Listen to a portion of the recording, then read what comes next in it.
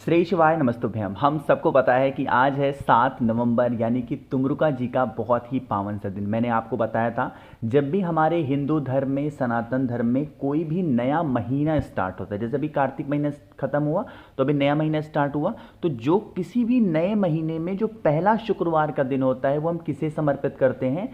तुमरुका जी को। ठीक है ना? तो क्या करना है, जब कभी भी तुमरुका जी का नाम आया है तो शमी की जड़ का ये उपाय हम सभी को जरूर करना चाहिए ना।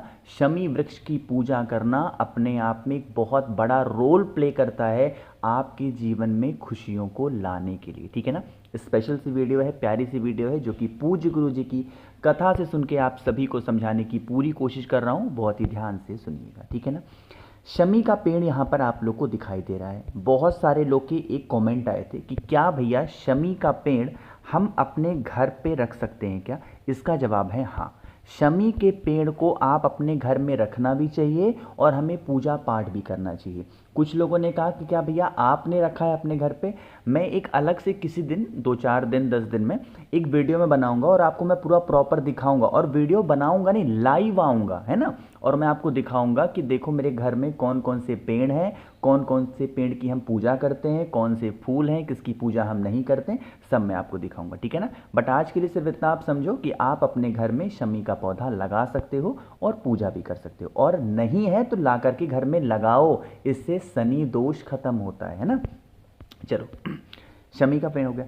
अब सबसे बड़ी बात होती है कि भैया इस उपाय में हमें करना क्या चाहिए। दो चीज़ें बताऊंगा। सबसे पहली चीज़ है, आपको कोई सा भी पात्र लेना है, लेकिन उस पात्र में मतलब वो तांबे का पात्र नहीं होना चाहिए। कोई सा भी पात्र ले लो, ठीक है ना? कोई भी ले सकते हो, बट वो तांबे का ना हो।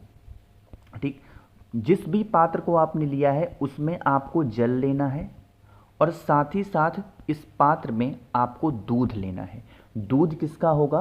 गौ माता का होगा। ये दो चीज़ें क्लियर हो रही हैं क्या आपको? जब ये दो चीज़ें आपको क्लियर हो गई तो आप लोगों को क्या करना चाहिए? थोड़ा सा काला तिल लेना है। रिपीट कर रहा हूँ, क्या लेना है? काला तिल। ज़्यादा नहीं, मात्र 1 चुटकी काला तिल इस कलश के अंदर, इस लोटे के अंदर डालना।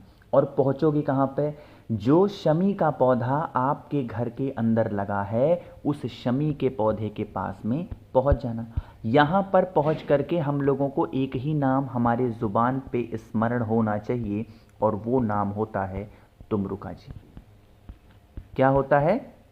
तुमरुका जी। तो आपको क्या करना है, जो आपके पास में कलश है उसको पूरा का पूरा जल शमी पेड़ की जड़ में समर्पित कर देना, तुमरुका जी का ध्यान करते हुए। अब सुनिएगा, समय की थोड़ी सी पाबंदी होती है इस उपाय को करने में।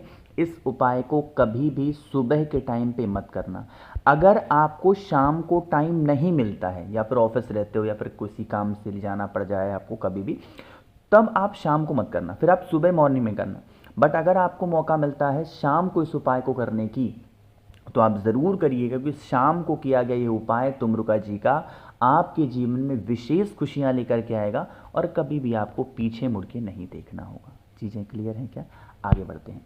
आगे बढ़ते हैं इस वीडियो के हम लोग अपने दूसरे उपाय की तरफ, जो कि आज शुक्रवार के होने की वजह से हमें किससे करना होगा? दूर्वा के साथ करना है। अगर आपके घर में, अगर आपकी फैमिली में, अगर आपके परिवार में कोई ऐसा सदस्य है जिसको रोग परेशान कर रहा है और वो रोग ठीक नहीं हो पा रहा, बहुत प्रयत्न कर रहे हो, बहुत कोशिश कर रहे हो, भगवान का स्मरण कर रहे हो, देवी माँ का स्मरण कर रहे हो, बट कोई लाभ नहीं है, इस उपाय को करिएगा। ठीक है ना? लेकिन एक शर्त है इस उपाय को करने की। वो शर्त ये है कि आप इस उपाय के साथ साथ जो भी आपके डॉक्टर साहब ने, जो कि पृथ्वी पर दूसरे भगवान के रूप माने जाते हैं, उनकी दवा किसी भी रूप में बंद नहीं करनी है। उपाय करने के साथ साथ जो प्रॉपर मेडिसिन, प्रॉपर दवा, प्रॉपर इलाज करा रहे हो डॉक्टर साहब से, वो डॉक्टर साहब से बिना सलाह लिए दवा बंद नहीं करनी है। ठीक है ना? आप भले ही ठीक हो जाओ, बट आपको दवा बंद तभी करनी है जब आपके डॉक्टर साहब सलाह दे दें। अब समझो इस उपाय को। इस उपाय के लिए हम सभी को 5 दूर्वा की आवश्यकता पड़ेगी। दूर्वा भी 2 टाइप की होती है ना? एक होती है सफ़ेद दूर्वा, एक होती है हरी दूर्वा। आपको कौन सी चाहिए? हरी दूर्वा। कितनी? 5। 5 हरी दूर्वा को लेना, इस प्रकार से तांबे का पात्र लेना, जल भर देना, और जल के अंदर रोग बीमारी होने की वजह से क्या डालेंगे? गंगा जल डालेंगे। कलश को उठाइएगा और सीधा कहाँ पर पहुँचेंगे, भोले शंकर के शिवलिंग के पास में। अच्छा, एक बात आपको याद है क्या, मैंने आपको बताया है जब कभी भी धन की बारी हो या जब कभी भी हमारे घर में बीमारी प्रवेश कर जाए तो एक नाम है महादेव का, देवादिदेव महादेव का एक नाम है, वो क्या है, कुंदकेश्वर महादेव, है ना। कुंदकेश्वर महादेव तो है ही, साथ ही साथ अगर आपने दूर्वा लिया है, और दूर्वा पसंद किसे है, भगवान गणेश को, लेकिन भगवान गणेश को आपको कहीं खोजना नहीं है। क्यों? क्योंकि भोले शंकर का पूरा परिवार ही शिवलिंग के ऊपर विराजमान होता है। शिवलिंग पे जो राइट साइड का पोर्शन होता है किसका होता है, भगवान गणेश का। तो जो आपके पास में दूर्वा है उस दूर्वा को कहाँ चढ़ाओगे, भगवान गणेश के स्थान पे, जो कि शिवलिंग के राइट साइड है ना।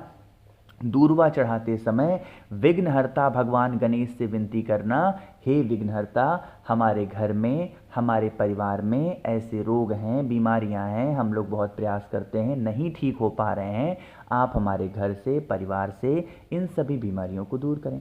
ऐसे विनती, प्रार्थना, निवेदन कर लेना। और फिर लास्ट में जो आपके पास में जल है, अब जब उसे चढ़ाओगे तो किसका ध्यान करोगे, कुंदकेश्वर महादेव का स्मरण करते हुए चढ़ाना। यही जल बहता बहता जलाधारी से नीचे गिरेगा, इस जल को रोक लेना। रोके हुए जल के अंदर जो 5 दूर्वा आपने चढ़ाई थी, इसी दूर्वा को रोके हुए जल के अंदर डाल देना।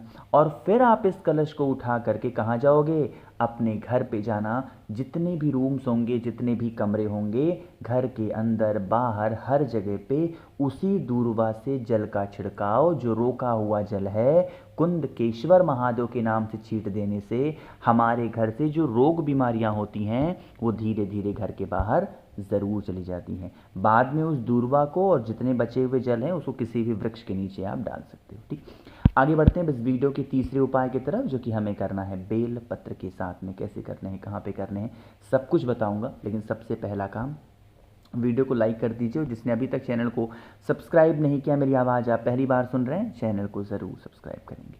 समझने की कोशिश करते हैं स्पेशली इस उपाय को। इस उपाय के जो बेनिफिट होने वाले हैं वो होने वाले हैं इच्छा ना, कि जैसे आप कभी भी किसी काम के लिए जा रहे हो, आपको सफलता नहीं मिल पा रही है, प्रयत्न कर रहे हो, कोशिश कर रहे हो, नहीं फ़ायदा हो पा रहा है, तो यह उपाय किसके नाम से करेंगे, तुमरुका जी के नाम से इस उपाय को करना है। ठीक, बहुत स्पेशल सा उपाय है। सबसे पहला काम करना है, एक बहुत ही प्यारी सी सुंदर सी बेलपत्र ले लो, है ना। ले लिया। बेलपत्र लेने के बाद में हम सभी लोगों को चावल के दाने भी लेने हैं। कितने चावल के दाने लोगे, मात्र 2 चावल का दाना, है ना, इससे ज़्यादा नहीं। चावल का दाना कह लो, या आप इसे अक्षत का भी नाम दे सकते हो, तो आप अक्षत भी कह सकते हो, ठीक है ना। ले लिया। अब चावल के दाने के ऊपर जो आपके पास में है, आपको बेल पत्र के ऊपर किसी भी पीले चीज़ों से, हल्दी को छोड़ करके, आप चाहो पीला चंदन लगा सकते हो, आप चाहो शहद लगा सकते हो, आप चाहो तो गौ माता का घी लगा सकते हो ना, कुछ भी लगा देना जो पीला सामान हो।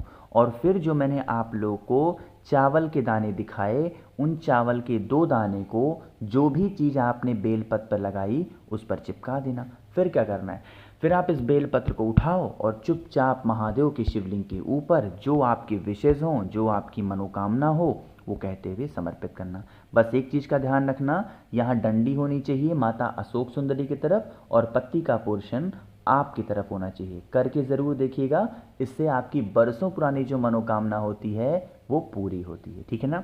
आगे बढ़ते हैं इस वीडियो के सबसे आखिरी और अपने बहुत छोटे से उपाय की तरफ। और ये उपाय हम लोग करने वाले हैं किसी भी व्यक्ति को सुधारने के लिए। कुछ लोग कहते हैं भैया हमारे घर के हस्बैंड हैं बिगड़ चुके हैं, कुछ कहते हैं भैया हमारे घर की वाइफ हैं बिगड़ चुकी हैं, बच्चे बिगड़ चुके हैं, बेटी बिगड़ चुकी है, बेटा बिगड़ चुका है, बहुत सारी कंडीशंस हैं हर घर परिवार के। 5 काली मिर्च ले लो, है ना, इसको कूट लो, पीस लो अच्छे तरीके से। ठीक, पीस लिया। पीसने के बाद में जब प्रॉब्लम है तो मिठास तो चाहिए ना घर में, है ना, मिठास चाहिए। तो मिठास के लिए सबसे शुद्ध क्या माना गया है, शहद माना गया है। ज़्यादा नहीं, थोड़ा सा शहद लेना, है ना। और फिर कहाँ पे जाओगे, भोले शंकर के शिवलिंग के पास में जाना। शहद, सबसे पहला काम करना है, जो आपके पास में शहद है उसका लेपन करोगे भोले शंकर के शिवलिंग के ऊपर। और जो आपके पास में काली मिर्च थी पिसी वाली, उस पिसी काली मिर्च को शहद के ऊपर लेपन करके जो भी व्यक्ति घर में परेशान रहता है, गलत संगति में है, उसका नाम और गोत्र बोल के 1 लोटा जल अवधूत रूप महादेव का ध्यान रखेंगे। अवधूतेश्वर महादेव के नाम से चढ़ा देने से घर में कभी प्रॉब्लम नहीं आती है। ठीक है ना, करिएगा ज़रूर। बाकी कोशिश तो की है अच्छा समझाने की। वीडियो पसंद आई हो तो लाइक करिएगा, कुछ पूछना है नीचे कमेंट सेक्शन में पूछें, और मेरे जितने भी भाई बहन आवाज़ पहली बार सुन रहे हैं चैनल को ज़रूर सब्सक्राइब करेंगे। श्री शिवाय, नमस्तुभ्यं।